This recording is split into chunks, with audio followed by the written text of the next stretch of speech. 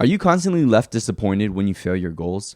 Well, in today's video, I'm going to be sharing with you a simple and straightforward guide that will turn your goals into reality. And I'm going to do that by teaching you how to set achievable goals that will make you not feeling disappointed, but proud. For those of you who don't know me, my name is David Pendleton II. I'm a 22-year-old Christian man who loves Jesus madly and is very passionate about business. And this channel is a channel for young Christian men to help them become successful and to help them to grow closer to God. So without further ado, I hope you enjoy the video. What are goals? Let's start there. Goals are, to put it simply, are desired outcomes. It's things that we want. Goals give us a target. Goals give us direction, right? Ultimately, goals should lead us to action. If I don't know what my target is, I don't know what the heck I'm aiming at. If I don't know what direction I need to be walking, how do I know where to take the first step? And so goals are important for us to be successful as young Christian men so that we can know where we're aiming and so that we can take the next step that is required of us.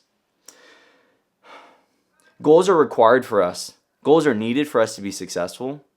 But a question I've always wondered in my head is, why does it always lead to disappointment for some reason? You know? And I think the reason why we get disappointed at our goals is because we set ourselves up not for success, right? We set ourselves up for disappointment because I think we set up bad goals a lot of the times, right? I think the goals that we set aren't specific. We don't set goals that are reasonable, and we don't set goals that are actually important. And so I think where we go wrong sometimes is we minimize and we say goals are just desired outcomes. It's things that we want. It's the destination.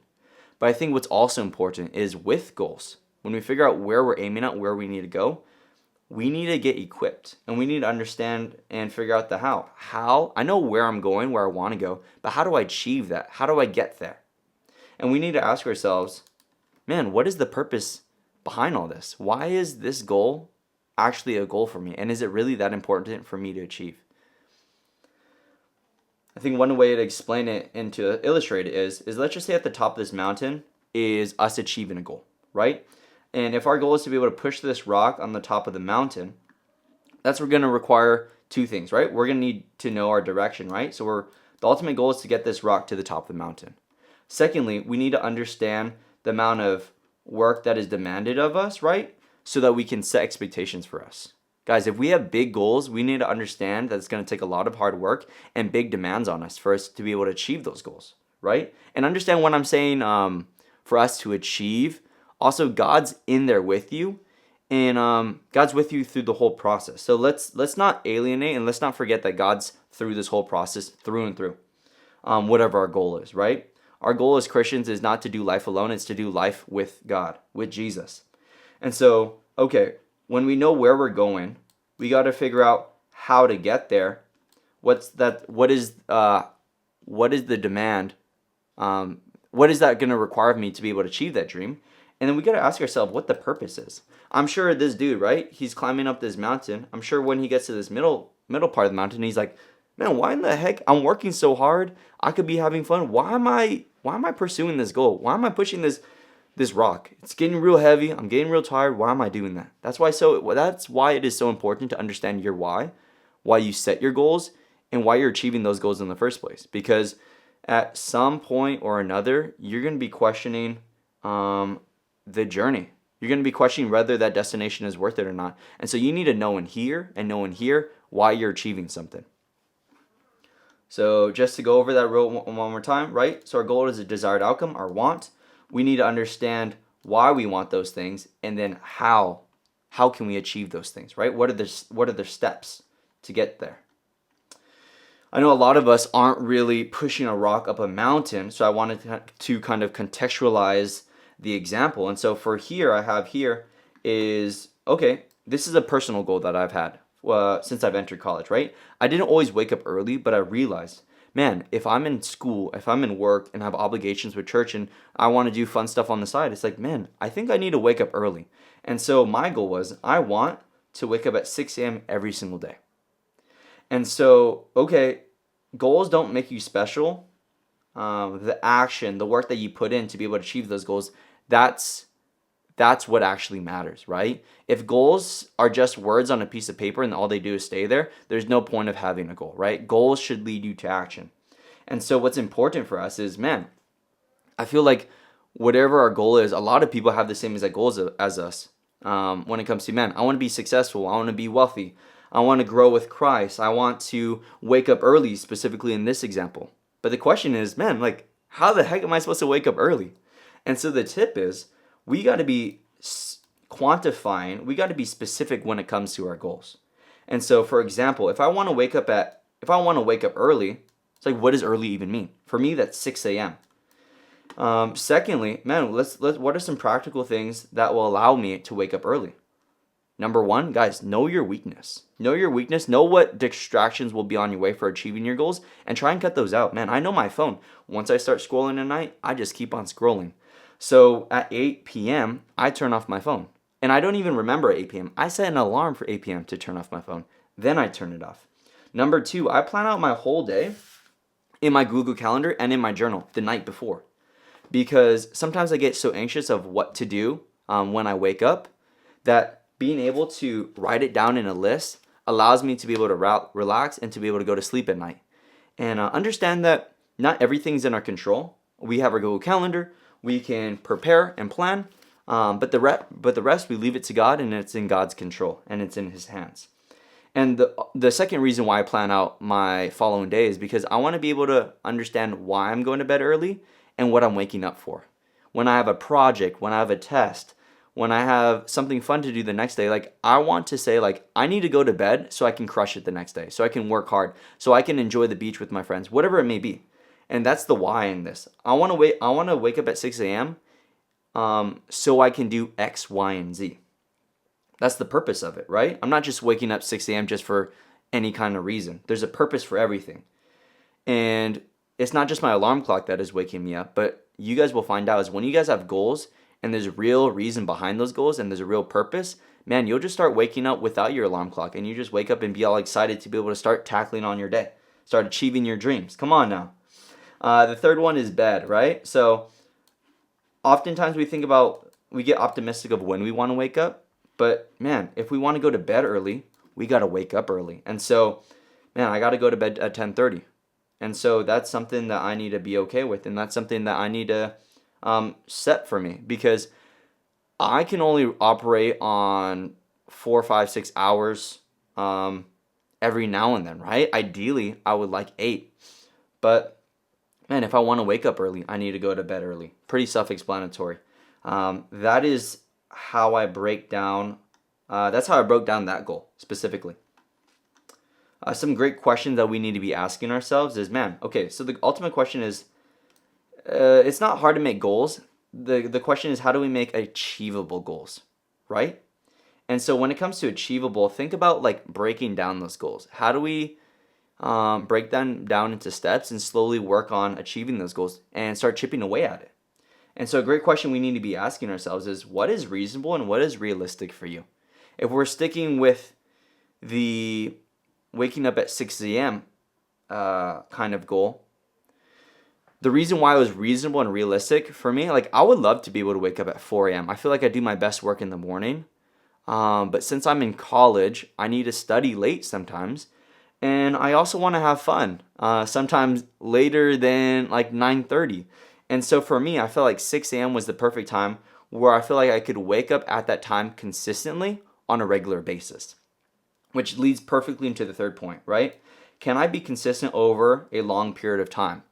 Those are all great goals, right? And so our habits are achieved, or not our habits, our goals are achieved by us making smaller goals, and then smaller goals, and then smaller goals, which allow us to be consistent, right? And so for me, the reason why I chose 6 a.m.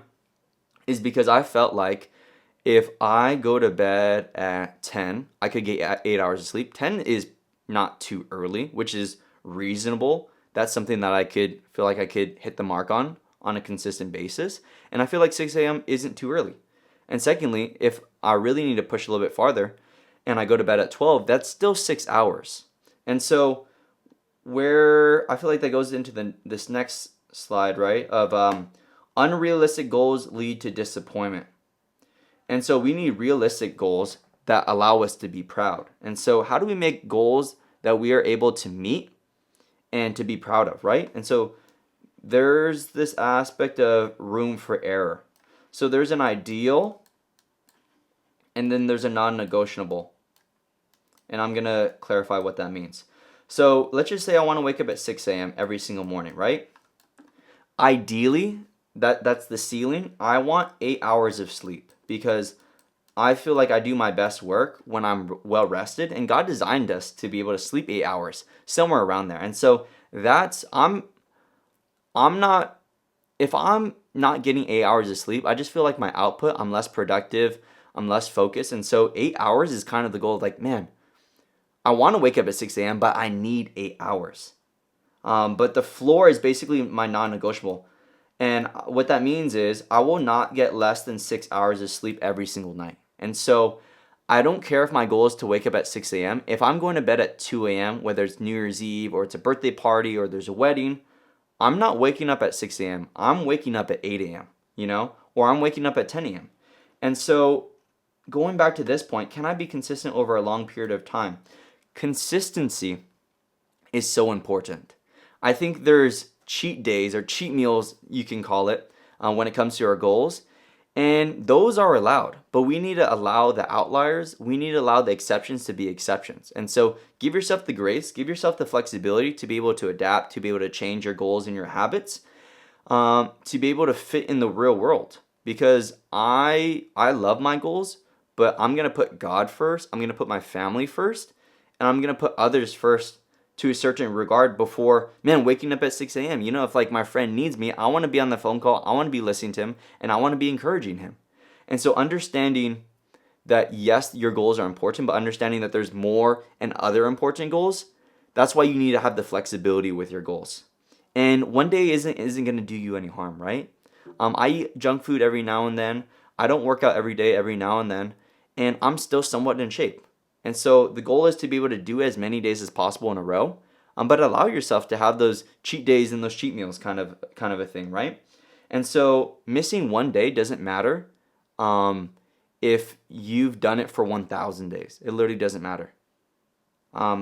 With goals, I want your goals to be reasonable and realistic, and what that means is it needs to be manageable, right? And so if I want to wake up at 6 a.m., man, if I'm not waking up at 6 a.m., and it's very difficult for me, maybe I need to start waking up at 8 a.m. and then 7 a.m. and then finally 6 a.m. and start working your way there, right? Start slowly. Sometimes, sure, you can try and make a big leap and try to wake up at 6 a.m. and just shoot for the stars, but sometimes maybe just chipping away at it might be the way to go. So that's something to take consideration of. And so, guys, remember this, guys. Unrealistic goals lead to disappointment, but goals that we're proud of are manageable goals, are realistic goals, are reasonable goals, goals that have a ceiling. Ideally, we would want this to happen, right? Ideally, I want 8 hours of sleep, but then also understand that we have our non-negotiables, that regardless of what my goal is, man, I need 6 hours of sleep, and so I don't care if I'm not waking up at 6 a.m. My goal of sleeping more than 6 hours is more important than waking up at 6 a.m. every now and then. And so, man, guys, life is going to throw obstacles your way. Just be flexible, be like water. Life ebbs and flows, and just be fluid with it, right? You need to have room for error. And lastly, just to summarize, I felt like these 4 questions are just great questions for us to ask when it comes to us setting goals that are achievable. Number 1, ask ourselves, what is the why behind your goals? Because when you're achieving that goal, when you're in the process, you're going to have those moments where you stop and think to yourself, man, is all this hard work necessary? Is all this hard work worth it? And you need to know in here that for you to say, yes, it is, for you to continue to push on. Secondly, what do your goals require? It's not enough to be able to just write your goals on a piece of paper. You need to break down how to achieve those goals in small, actionable steps for you to achieve those. And also set the expectation of, man, big dreams, big goals require big demand and a lot of hard work. So set that expectation for yourself. Number 3, what are consistent habits you can keep, right? Consistency over everything. And so I sometimes, man, just set goals that work for you. Man, if you're a dad, maybe you're not able to wake up at 6 a.m., but find like a routine that kind of works for you. The whole point of goals and setting good habits is for you to be able to live your best life. And that's going to vary between everyone. I'm a single dude who's 22. I don't got a lot of expenses. I don't got a lot of obligations to a certain regard. And so that's going to give me some more flexibility, right? And so maybe I have the privilege to wake up at 6 a.m. Or maybe that means I have the privilege to wake up at 6 a.m. Maybe if you're a dad or whatever, you got to wake up earlier. And so those are just things to think about. When you set goals and you have habits to be able to achieve those goals, you just want to be consistent with them. You want to be able to meet those small goals on a daily basis if can be. And lastly, number 4, are your goals reasonable and realistic? Guys, we all want to shoot for the moon, but understand that for big success, it's just doing the little stuff consistently and doing it right. And so, man, I think when we think about goals, we think about like, what are big goals? What are things that excite us? That's important. But we need to ask ourselves, man, what's reasonable and what's realistic? And by asking those questions, no, it doesn't lower the bar. It doesn't lower the standard of what your dreams and what your goals can or what they ought to be. But it makes it realistic to the point of, man, if my goal is this big, what do I need to do? What are the actionable steps? What is the first step for me to be able to start achieving that dream? And lastly, I think this is super convicting. Guys, it's great to be an ambitious young Christian man, but we need to understand that our ultimate goal is to grow closer to God and understand that, man, I'm talking about the idea of like achieving your goals, which, man, that's the perfect language. But when it comes to being in relationship with God, you don't achieve that. You receive that. And so I just pray that you don't mix that up. But also understand that God's with you through the process, through every single step of the way, and include God in your goals and in your dreams. I always say that the Christian life, your goals and your plans need to be held with open hands, because if God wants to change your plan, if he wants to change your goal, let him. Because at the end of the day, I don't ultimately want what I want. Ideally, I want what God wants. So with that mindset kind of in mind, man, allow God to change and form the goals and dreams that you have. Just remind yourself that as much as you love and you have a purpose and a reason behind your goals, the ultimate goal is to grow closer to God. Guys, my name is David Pendleton II. I'm in the process of life, right? This is not a destination. This is a process. I love Jesus. I don't know what Jesus is doing in my life, but when it comes to goals and setting goals, I hope this straightforward and simple and guide is super helpful for you to be able to set goals that don't lead to disappointment, but goals that you can be proud of, because those are goals that are reasonable, realistic, specific, and achievable. Guys, I hope you guys have an amazing rest of your day. I love y'all, and God bless. Peace.